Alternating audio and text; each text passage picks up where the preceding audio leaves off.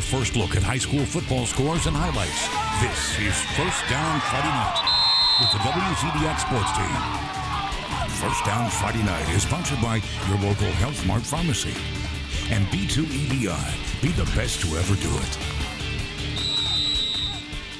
The road to winning a blue map at the AHSAA Super 7 Championships continuing tonight with second round action in the state football playoffs. Tonight, we've got a lot of teams who look to take the next step in that chase for a championship. I'm Mo Carter, and over the course of the next 30 minutes, we'll find out who's moving on and who's going home for the 2020 season. Now, Charity Chambers and Kayla Carlisle have traveled a lot of miles to cover a lot of games this season, and tonight was no different. Let's see where these two young ladies are reporting from tonight. Of course, it's win or go home, as it's the second round of the playoffs, and several of our local teams are fighting it out, hoping to keep their state dreams alive. Tonight, I'm out in Piedmont, where Red Bay is taking on Spring Garden, and Plainview is taking on Piedmont. I'll have those highlights coming up. Round 2 of the playoffs really hasn't slowed down for any of our local teams. Coming up in just a little bit, we're taking a closer look at our two top teams in the Tennessee Valley. First up on that list, Class 3A, the Fyffe Red Devils hosting Walter Wellborn. After that, we'll take a look at Class 5A, Guntersville hosting Pleasant Grove. All right, thank you so much, ladies. Now, everyone, don't forget, we've got our scrolling ticker right here. You see it? It's right there. All right, we got that, so that hooks you up with all kinds of scores from out the evening. But let's start off with some local action. You may recall last year, the Madison Academy Mustangs bowed out in the first round of the playoffs. Since then, they've been on a mission to get back to the Super 7 like they did in the early part of the 2010s. Bob Gossie's team is undefeated, and tonight they took on a scrappy Northside program. Now, the Mustangs were already up 7-0 when our cameras arrived at Bill Washington Stadium. And they're on the move again. William Stokes up the gut. Watch him run over the referee, everybody, and then picks up some extra yards before being taken down. Very next play, Avery Seaton, a former First Down Friday Night MVP of the week, airs it out, and he finds Andrew Clark for the nice pickup. First and goal, Madison Academy is on the roll.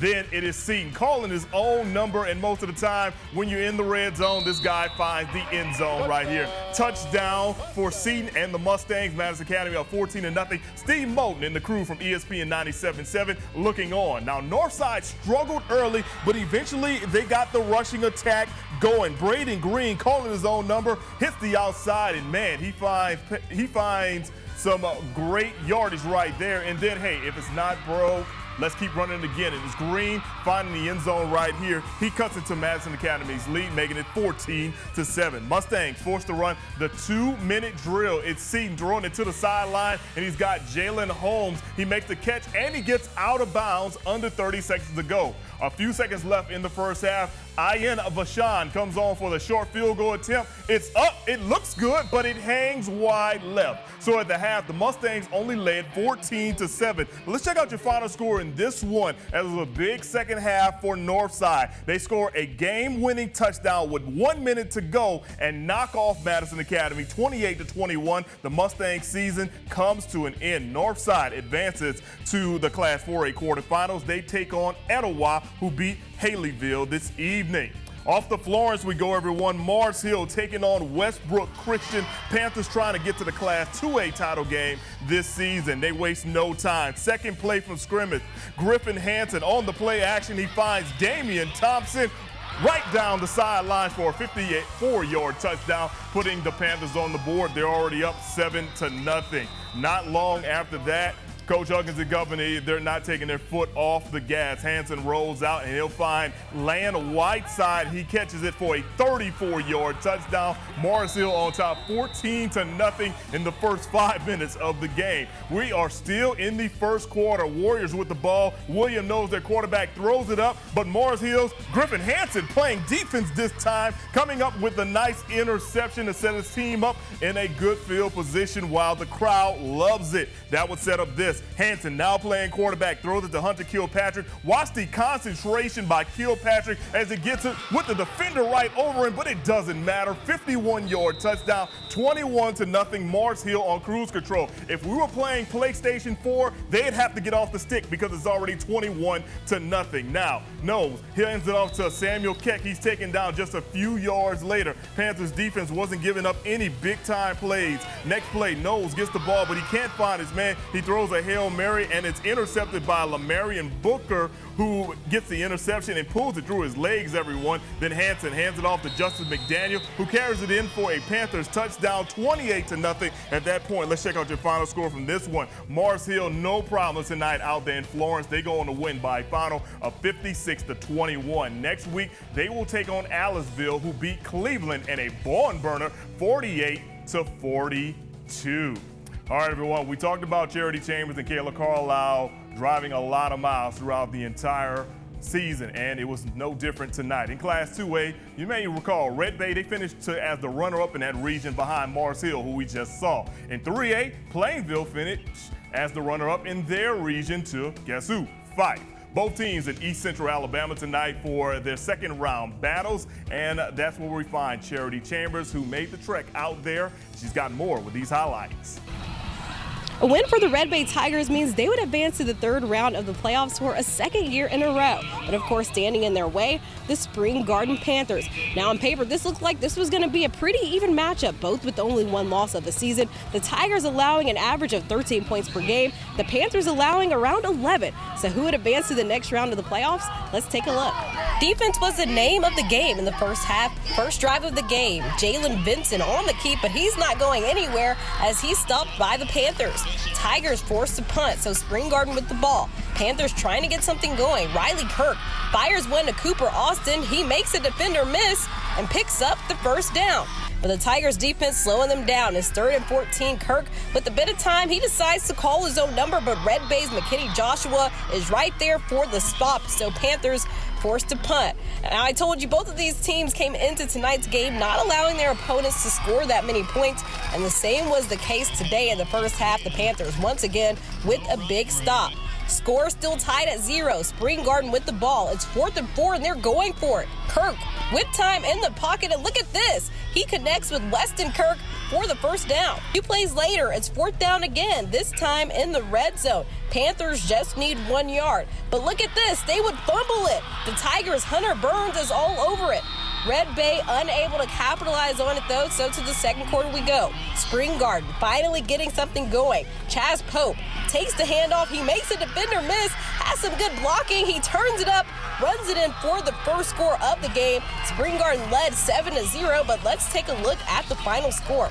The winner of this game will face off against the winner of the Northside Mountain Addison game. A little bit down the road, Plainview taking on Piedmont. Third quarter, Piedmont leads 24-0, and they would get the ball first in the second half. The Bulldogs marching down the field. Aaron Jackson Hayes connects with Jakari Foster. He says, "Get off of me," picks up a few yards to pick up the first down. A couple of plays later, Hayes fires one across the middle to Parker Thornton, who gets them inside the 5-yard line. Piedmont just making it look way too easy. Jaden Calhoun runs it in for the score. Extra point was no good, so Piedmont led 30-0. Here's a look at the final score. Next week, the winner of tonight's game will take on the winner of the Sachs versus Pennington game. In Piedmont, I'm Charity Chambers for WZDX Sports. All right, thank you so much, Charity. All right, everyone, for one last time, you know the deal. We are on social media at Mo Carter WZDX, at Charity WZDX, at Kayla WZDX. Send us a tweet. We've got 21 minutes to read your tweet out on the air. So don't be shy, everyone. Send us over a tweet. Let us know how the show is going. Now we're just getting started here on First Down Friday night. Up next, we'll venture over to Russellville to check in with the Golden Tigers, and we'll also take a look at what happened in Guntersville and Fyffe tonight. Stay with us. Now back to the action on First Down Friday night.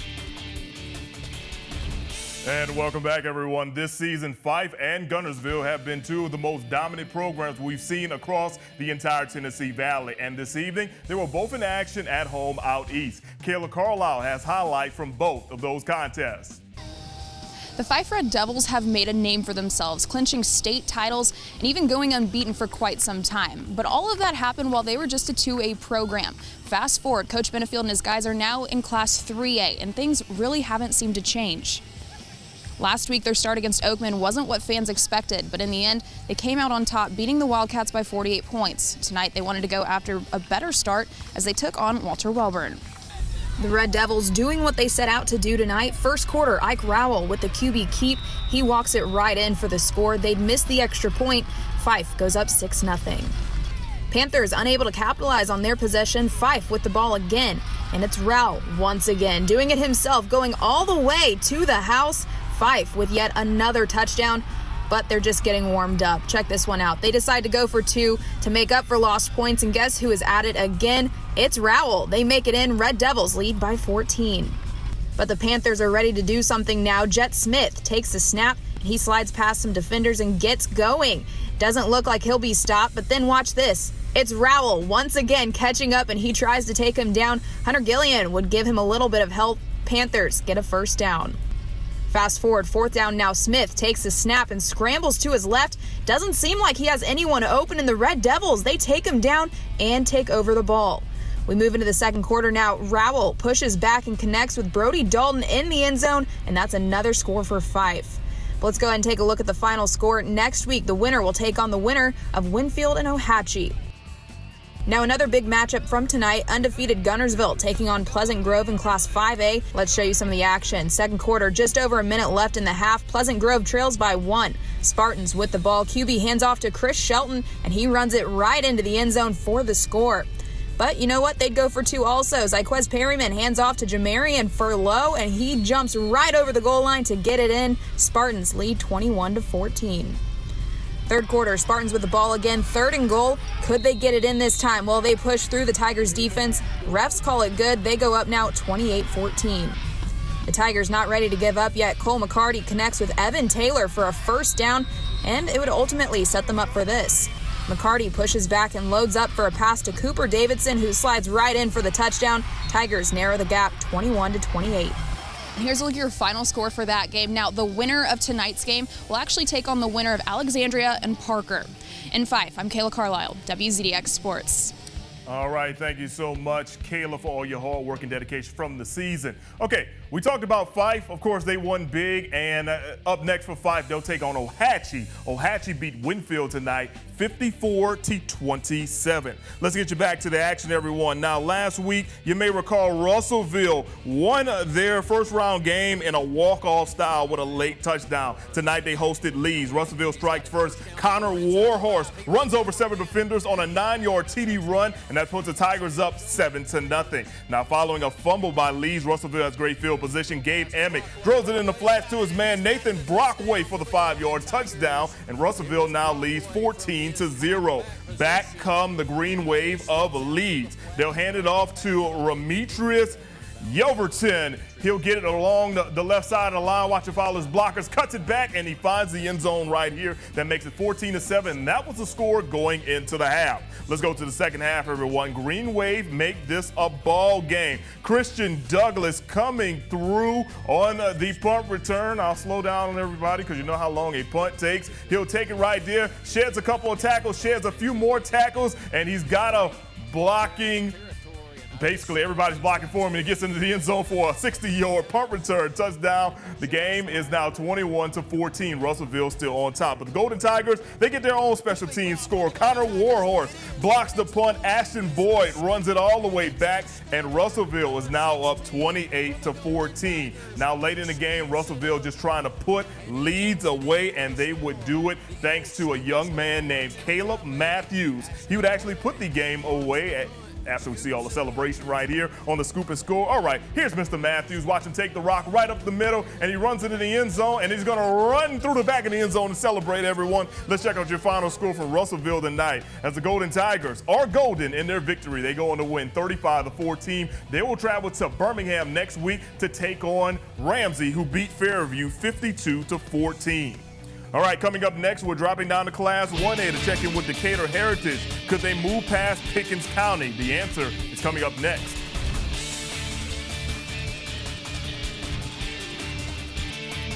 Now, more scores and highlights from across the valley on First Down Friday night. And welcome back, everyone. Last season, Decatur Heritage made it to the Class 1A quarterfinals before losing to Mars Hill by 21. Well, Mars Hill is up to Class 2A, and the Eagles are trying to advance deep in the 1A realm of this year's postseason. They took on Pickens County this evening across the river. Tornadoes keep it on the ground with a very, very nice run right here by Dante Warner. A few plays later, Javion Bell will scramble, finds Ja'Cory Barnes, he'll break a few tackles. Actually, I'm ahead of myself, everyone. So here we go. Javion Bell scrambles. Then he'll find Jacoris Barnes. He breaks a few tackles along the sideline, and that guy is getting into the end zone, and he stretches out right there for a score.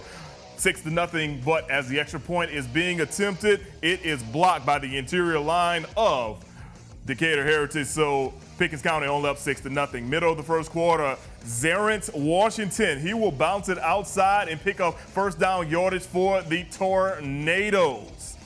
Now later on, it's Kajavian Bird. He'll catch the wide receiver screen, and once you make that first man miss, it's kind of hard to actually tackle this guy right here as he takes it all the way to the house, everybody. 2-point conversion would actually be good because guess what? Bird will take the direct snap, and he will bulldoze his way right into the end zone. So next thing you know, Pickens County is on top. 14-0. Decatur Heritage is like, we got to find a way to come back. Braden Kyle's pass on fourth down in the red zone is tipped and falls incomplete. Tornadoes will take over. Very next play, Javion Bell going deep, and he's got Kajavian Bird, who turns on the Jets. You're not going to catch this man on a 75-yard touchdown. The extra point was no good. Pickens County up 20-0 at that point. Let's check out your final scores. Pickens County eliminates Decatur Heritage tonight by final of 48-28. Next week, they will take on Hubbardville, who beat Winterboro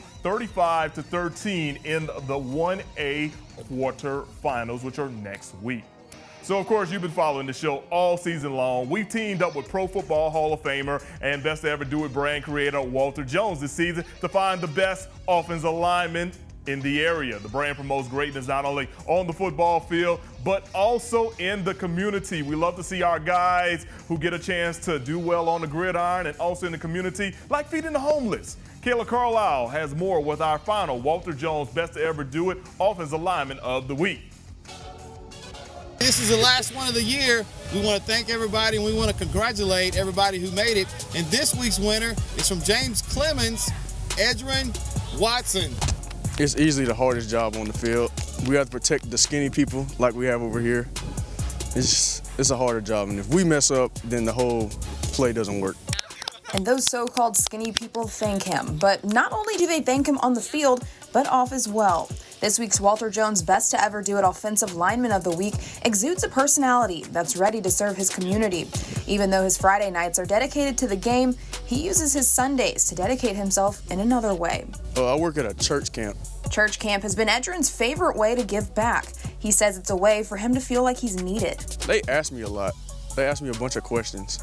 And I feel like it's me being needed. But helping kids better themselves is something he plans to do for a while.